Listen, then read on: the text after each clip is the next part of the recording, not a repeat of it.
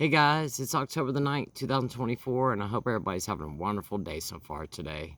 If the audio quality doesn't sound as good as it usually does, it's because I don't have a microphone today. I'm currently filming today's video on my phone, and my phone's about to die, so I've got my battery bank plugged into my phone so I can film. It's a long story, but it's about 5 o'clock right now, and I've just had a really busy day. I was going to try to get the video done earlier this morning, but I just could not get it done. I just left the dentist office just a minute ago, and they had to cut some grooves in the back of my teeth on both sides so that they could... I thought that the partials were going to be something that was going to be able to be removed. But from what it sounds like, when I was talking to the dentist, they're going to stay in my mouth all the time because he had to cut the grooves out because I guess they're putting like mounting brackets in there. And he said they're going to be metal brackets that they're going to be putting in. So they had to cut like grooves in the back of my teeth and then take new impressions. And they're sending it back to the lab. He had the original impressions that they had, and he had like... it was like drawn on the... because it was like actual impressions of my teeth, so it looked like my teeth, and there was like drawings on them, and he was showing me how it's gonna sit in my mouth, and there's like, I guess like a plastic piece that's gonna run across the whole bottom of my mouth, and at the top it's gonna sit behind my teeth, and he said there's gonna be a metal bar that goes across, and then they're gonna have like mounting brackets that are gonna be mounted there, I guess, to hold the partials in place. I thought, and I didn't know anything about partials or any of that stuff. I thought it was going to be one of those things where I put like Fix-It-Dent or something like that, and they would like glue in and kind of stay, but that it doesn't sound like that's going to be the case. Sounds like I said, it's almost going to be like a retainer that's permanent, and it's going to sit down in there. But I spoke to them, and they said that hopefully I'll have, they're going to send it off to the laboratory, and I should have my partials in by next week. So I'm hoping... really hoping that I'll be able to eat some like normal food again without having to chew up my front teeth. So anyway, and that's one of those things, you know, my mouth, my teeth got all messed up because of my health, because of my drinking. And I'm sure that I caused a lot of damage to my teeth too because of all the throwing up that I used to do, all the stomach acid that I would, would get on my teeth when I would throw up every day. And, and then on top of it, I'm drinking liquor, and I'm drinking sugary soda or cranberry juice. On top of it, I fall asleep without brushing my teeth. I just didn't do a good job taking care of my teeth back then. I would get drunk and just pass out without brushing my teeth before I went to sleep. So, I messed my mouth up because of my consumption. So, another reason why not to drink. But what I wanted to talk about today is something I've touched on in the past, but, there's new subscribers here, and, people might not have heard the story or heard what I'm going to be talking about today. And what I want to talk about today is when I started noticing that my health was being affected because of my alcohol consumption. And there were a lot of things that were going on when I started to notice that my health was declining. There were numerous things that were going on. And, of course, I didn't go to the doctor. I refused to go to the doctor. I'm drinking some ginger ale here. But, I would never go. I knew things were going wrong. I knew that I had some serious issues happening with me. And I refused to go to the doctor. I was afraid, and I've talked about this. I was afraid they were going to tell me I had to stop drinking, for one.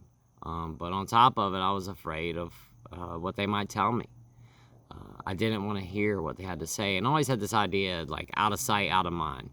If I want to go to the doctor, and if they don't tell me there's something wrong, then I'm fine. And, one of the craziest things about this is, and I'm sure there's going to be people that are going to be able to relate to what I'm talking about, but every single morning, I would do this. I would open up my eyes, and I would look at the whites of my eyes in the mirror in the morning when I was getting ready for work. And if there wasn't any yellow in my eye, I was safe. I didn't have jaundice. And that's what I always told myself. I would look at and there were some mornings where I would look at my eye, they'd be bloodshot. And I would, have to look at them over and over again. And there were some mornings that there was some yellow to my eyes. And, later on in the day, it would kind of go away, or a couple days later, it would go away. And I just thought, everything panned out. It just went away, so I'm all right. I figured that if they stayed yellow, then I was in trouble. And that's not the case. Now, I did, when I was in the hospital, I did get jaundice really bad. The second time that I was in the hospital, I turned orange all over. My eyes were orange. My skin was orange. I was just orange all over. But that was later. And that was after I'd already gotten sick the first time. And that's when I already knew that I had some serious health issues going on. I had already been in the hospital with pancreatitis and all that stuff. But when I really started to notice that my health was starting to decline, I would say one of the first things I started to notice is that my blood pressure was through the roof. And if I did go to the doctor, now I did go to the doctor one time because I thought I broke my foot. And I tried to do everything I could, that I could think of to get my foot better. I actually bought one of those boots, like that you put on your leg when your ankle's messed up, or if you have a broken toe or something. It's like the whole boot that you put on your leg. I bought one of those thinking I broke my foot and was wearing it. The thing is that even when I took it off, and if the bed sheet touched my toe, it was like unbearable pain. And I didn't know what was going on. So finally I just went to the doctor thinking that I broke my foot. They did x-rays, and then the doctor said, your foot's fine. So then they drew blood. Come to find out, I had gout, and the gout was caused because of my drinking. Now, when I was talking to the doctor, did I tell him how much I was drinking? Absolutely not. Of course, I just said I had a couple drinks on my days off, and I was lying through my teeth. I mean, I probably had some drinks before I went to the doctor's office that morning, to be quite honest with you. I couldn't go anywhere without having a drink. But like I said, when I really started noticing that things were starting to go south with my health, it was my blood pressure that I could tell that there was something going on with it. I had a headache all the time, pressure behind my eyes, ringing in my ears, pressure in my temple. Another thing that I could tell too is I could feel my blood pumping in my head. I know that sounds weird, but I just could feel it. I could hear my heartbeat in my ear. It would get so bad that I could hear inside of my eardrum. My face would get if you think that my face ever gets red like this, no. My face would turn purple. It would get so red. And that was from my blood pressure being elevated. And any time that I would go to the doctor, let's say I had to go to the doctor for, I had bronchitis or something like that. Every time I went to the doctor, they would take my blood pressure and they'd go, you need to go to the emergency room because your blood pressure is so high. Every single time. I went to the dentist office one day, and this was a dentist office I'd never been to before. So my dentist, I went to one of those corporate dentist places because I had a caveat that needed to be taken care of, and my dentist had passed away. So I had to find a new dentist. I didn't have one at the moment, and before he passed, he told me, you've got a caveat you need to get taken care of. And I had waited quite some time, and I knew it needed to get taken care of, or I was going to have a root canal. So what I did is I went to one of those dentists in the box. I think it was Aspen Dental or something like that. And when I went there, they did something that they've never done at my dentist's office before. They took my blood pressure.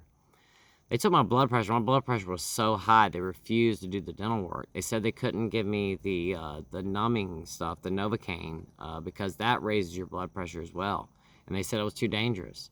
And they made me pay up front, and they ended up giving my money back and told me, we're sorry, but we can't take care of you because your blood pressure is so high. And then they said, we suggest that you leave here and go straight to the emergency room because your blood pressure is through the roof. What the number was, I do not remember. I just remember that they were really concerned about how high my blood pressure had gotten. But I could tell all the time. And I've talked about this, but I used to take Advil like they were candy because my head hurt all the time. I could literally feel the blood pumping inside of my head.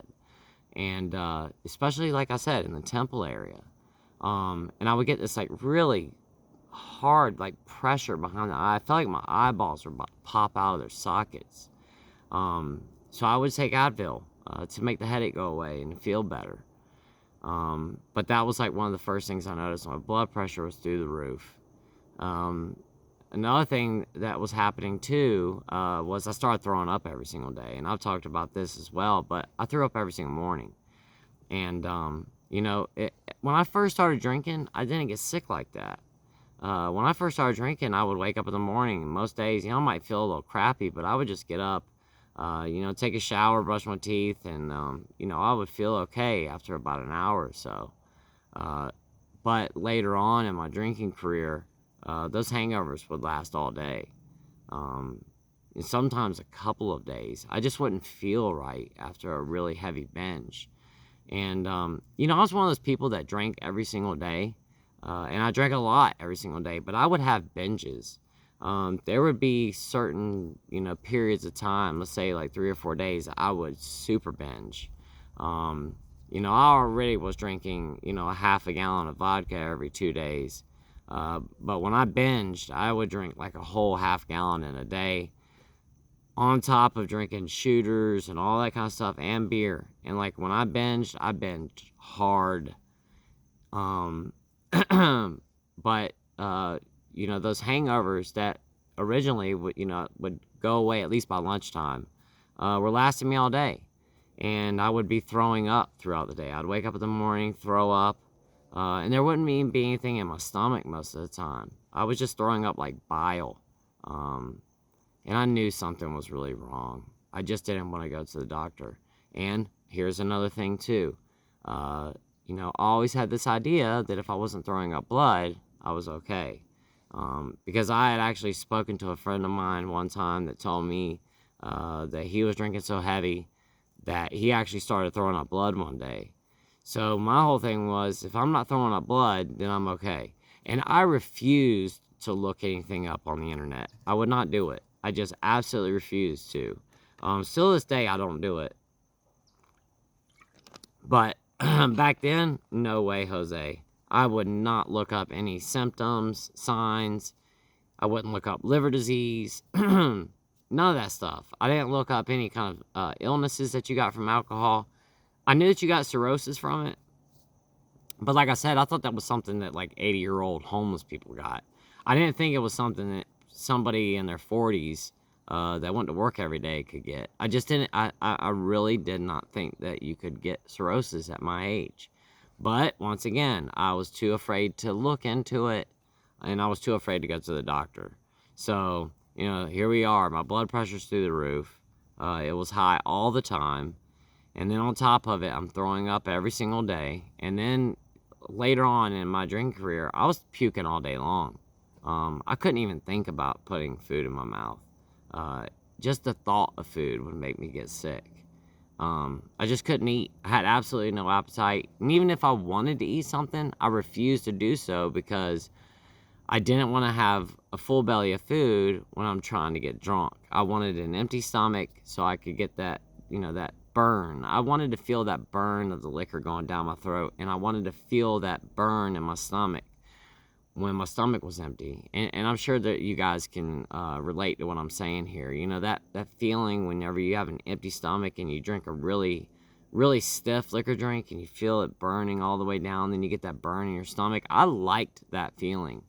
And I knew that when I was doing that it was going to work. I knew that drinking on an empty stomach, super strong drinks, that I was going to feel it in a matter of minutes. So I drank like that all the time. And like I said, throwing up in the morning at first, and then getting close to when I really got sick, I was throwing up all day long. And I can remember specifically being on jobs and throwing up all day long. I'd have to stop and puke and then get back to work, especially when I owned my own business. I worked for myself. So I'd go to a job, and then I would be out there, and I'd have to run off into the woods to puke, or I'd throw up beside my car. And then another thing too is that I had diarrhea all the time.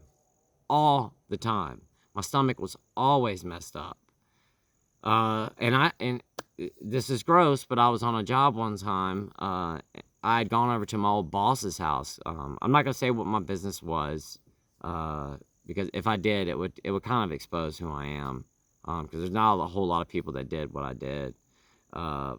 But I went to my old boss's house at the last where I was a chef at, because he had left my job too. He was moving away, and he had asked me to come over there and take care of some stuff for him. And I said, yeah, sure, I'll come over there. And I had eaten I had made like sausage and beans the night before for dinner. And I'll never forget this, but I was at his job, at his house doing the job, and I ended up going to the bathroom by myself, and like I messed myself in my clothes, and I had to go out to my Jeep because it was in my pants. Like I had to take them off. So I went out to my Jeep. And I went to take and I'm sorry guys, if you don't want to hear this, just skip past this like a minute and a half and I'll be done with the story if this grosses you out. But I just want to tell us because it's kind of stuff that happens when you're drinking the way that I was. Here I am at my old boss's house trying to get a job done, and I was doing the job and I accidentally went to the bathroom by myself. And I went out to my Jeep to take my underwear off, and I was going to put my pants back on. And when I went to take my underwear off, there were still beans in there. Like, it didn't even digest. Like, my body wasn't functioning right at all. They were like whole beans.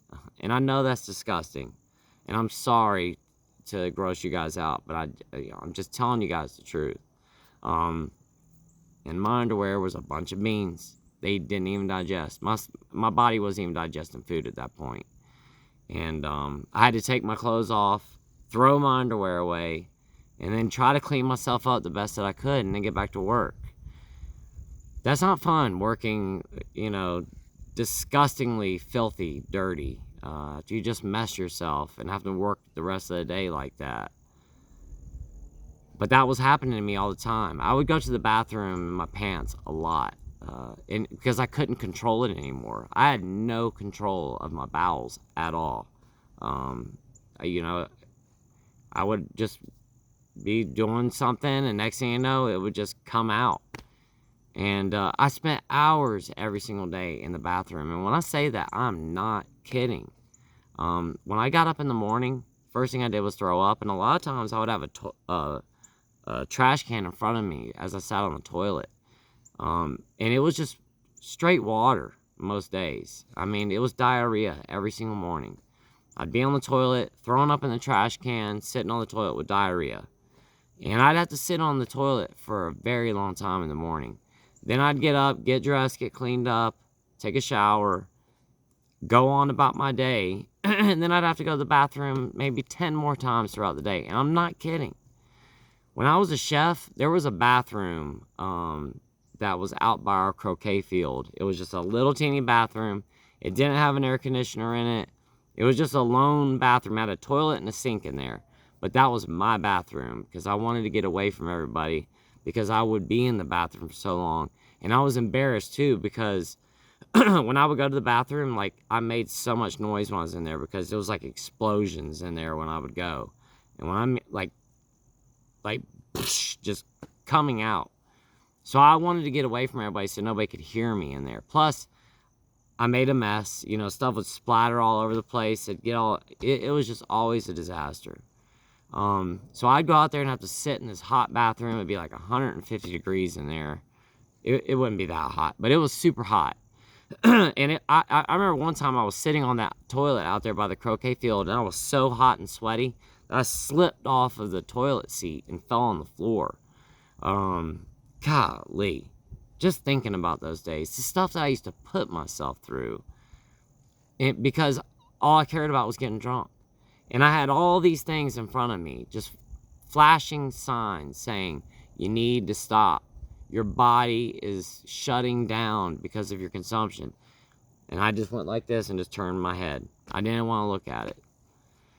So, high blood pressure, throwing up all the time, diarrhea all the time. And then on top of it, I could feel my liver all day long. I felt my liver. I could just feel it there. It's so hard to explain. The only thing I can say is I just felt my liver, almost like it was like sitting outside of my stomach or something. There was just like this dull pain that I had in my liver all day. And then I would get these sharp pains in my liver. I would get these pains right here in my shoulder. And like it would be so bad in my shoulder, and in my right shoulder too. It would shoot up and like right here in this part, and then go down my back. But like right through here in my neck and this part of your shoulder, I can't remember what that's called right here. But this area, it would feel like somebody like grabbed you and was like squeezing that area right there. It would hurt so bad.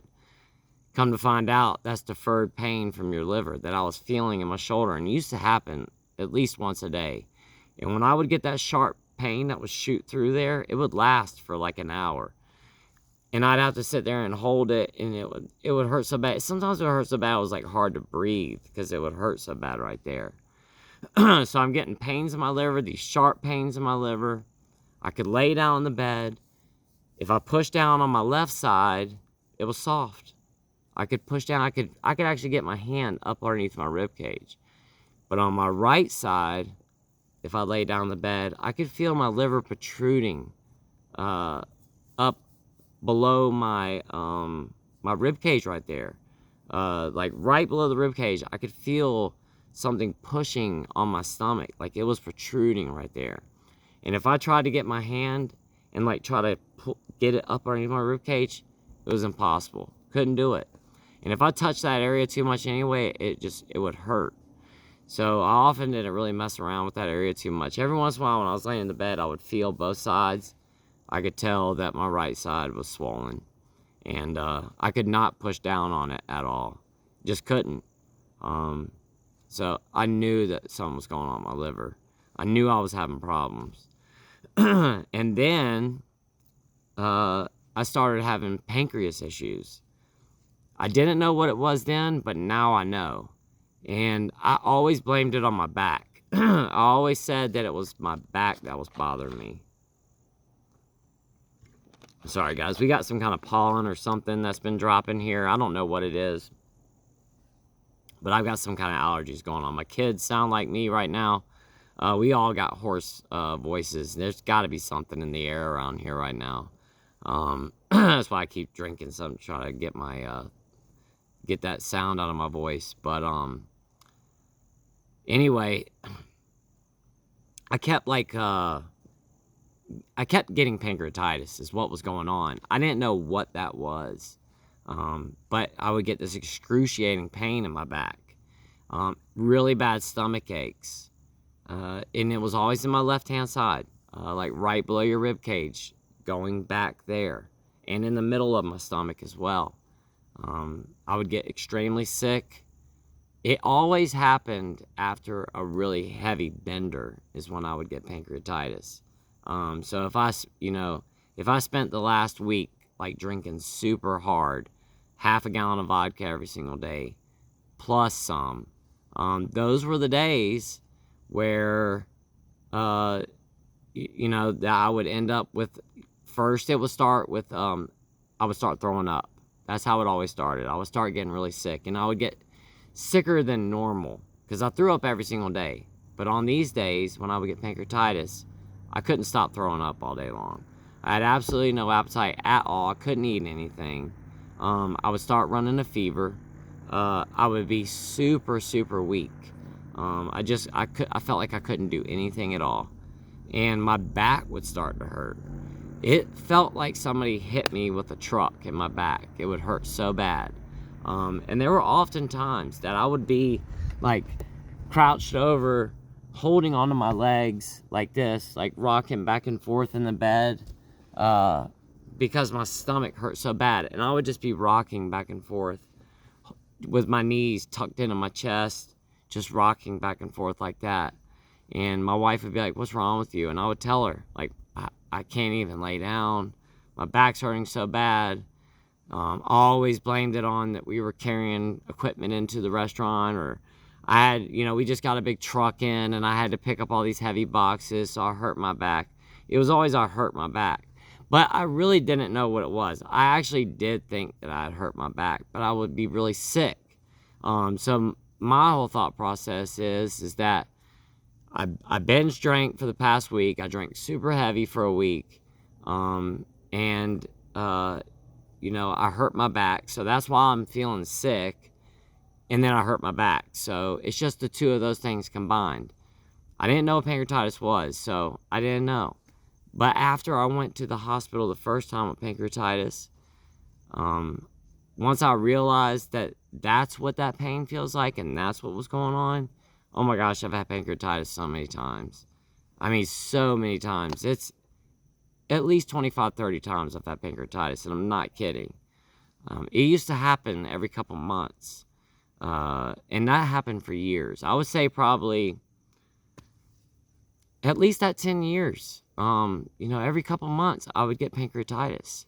And then leading up towards when I finally ended up in the hospital, I was getting pancreatitis every few weeks. It was happening all the time. And I would go and I would lay on my floor thinking that I'd hurt my back, so I'd sleep on the floor at night. And oh my gosh, the stuff that I would put myself through, all because I didn't want to give up my booze. How sick that I would be.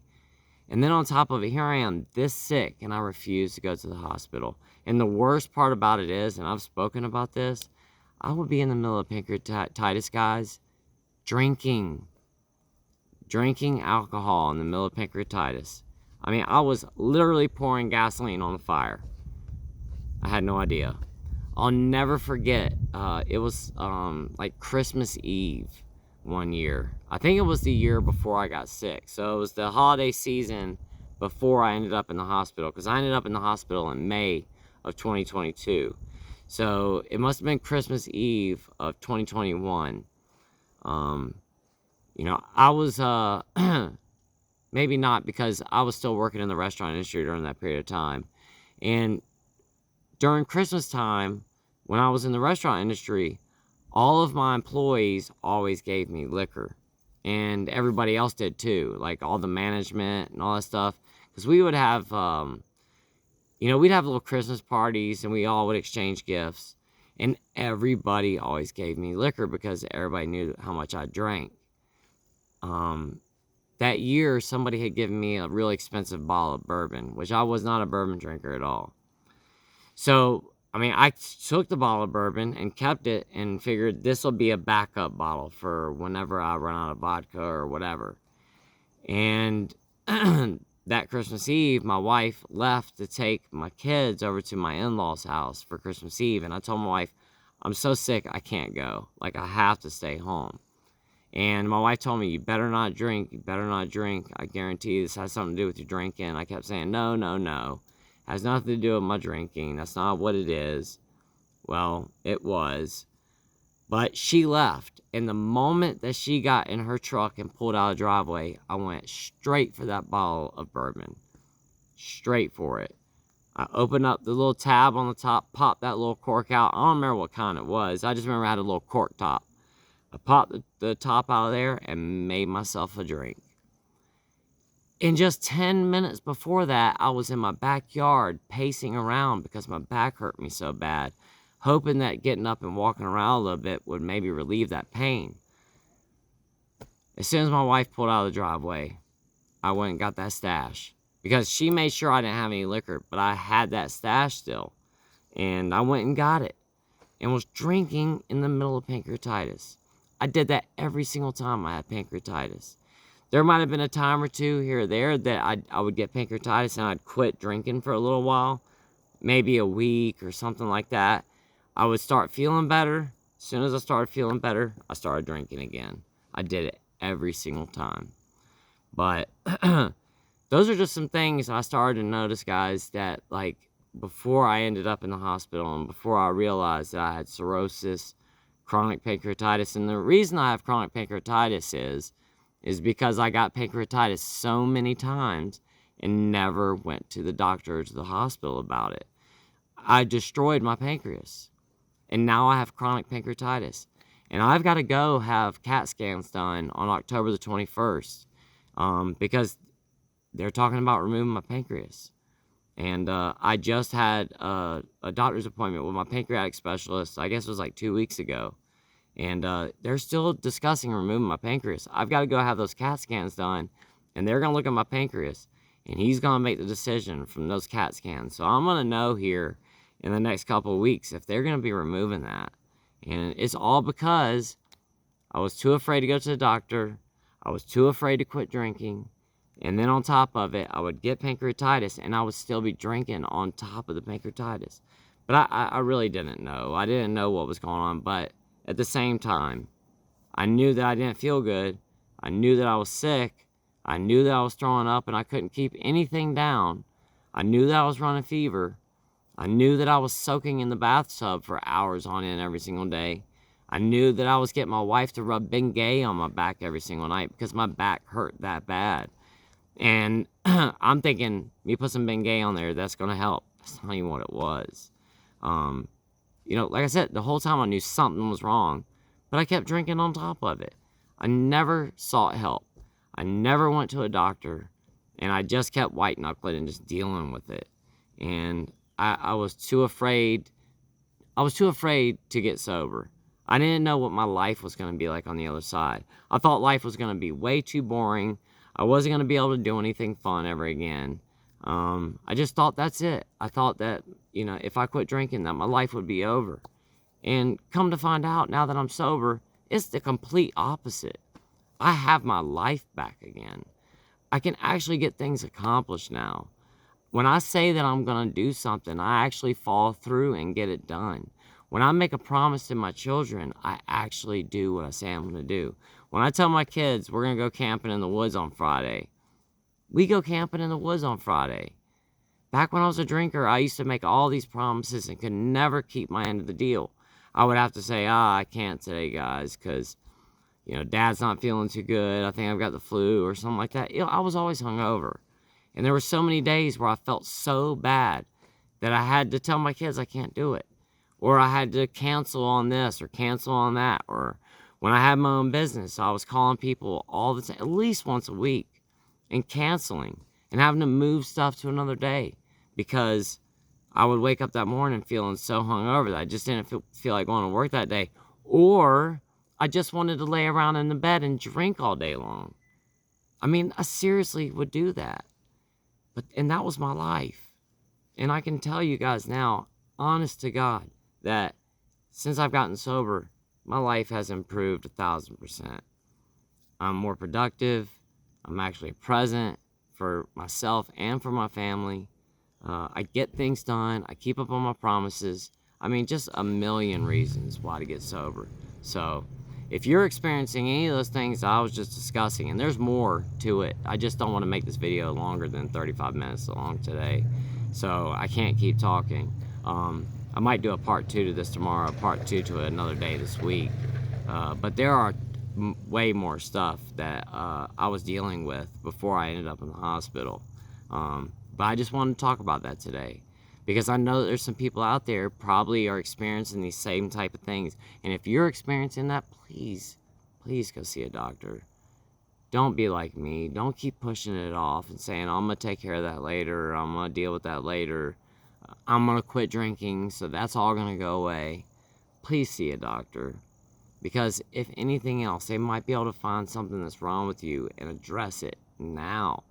To where it doesn't lead down the road to something worse. So you don't end up like I did with blood clots in your portal vein, and to the point where they tried to go through there and break through them, and they couldn't even get through the blood clots. They were so hard because I refused to go to the doctor.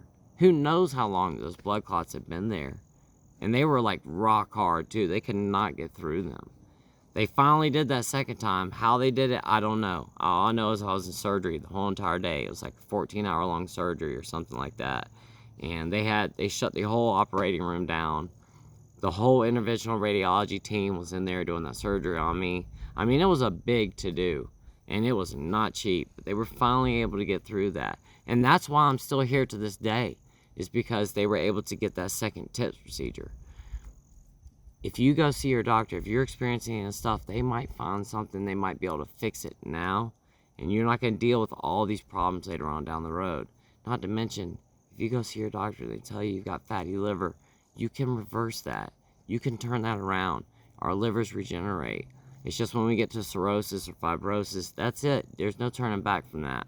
So if you're throwing up every single day, if you have diarrhea every single day, if you feel like your blood pressure's through the roof, and you've got a headache every single day, and, you have no appetite, and you're going to the bathroom on yourself, and you're spending hours in the bathroom every single day, and every morning when you wake up, you throw up, or here's another one too, and then I'm gonna get off of here, but I used to have to force the liquor down.